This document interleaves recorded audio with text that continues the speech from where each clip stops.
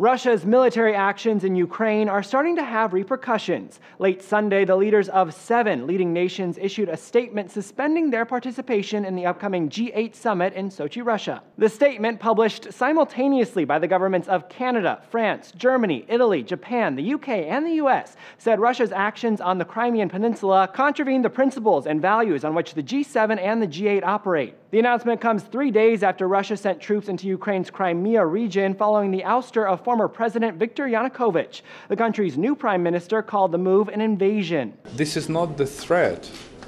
This is actually the declaration of war to my country. The move has been repeatedly condemned by Western countries. On CBS's Face the Nation, Secretary of State John Kerry warned Russian President Vladimir Putin not to put more troops into Ukraine. We hope that this can be resolved according to the standards of the 21st century. If Russia wants to be a G8 country, it needs to behave like a G8 country. Kerry repeated the threat on NBC's Meet the Press. He is not going to have a Sochi G8. He may not even remain in the G8. Suspending Russia's G8 membership could be just the start. Business Week reports the Russian ruble weakened Sunday amid talk of sanctions and economic isolation from Western nations. Still, it's unclear whether these measures will have much impact on Russia's decision-making. A Slate writer says there are no consequences, none that the United States could credibly threaten, that would keep Putin from doing whatever it takes to hang on to Ukraine. And a writer for The Guardian points out President Obama can't afford to move too strongly against Putin. He needs Russian help with key foreign agenda items, Iran, and reducing nuclear proliferation.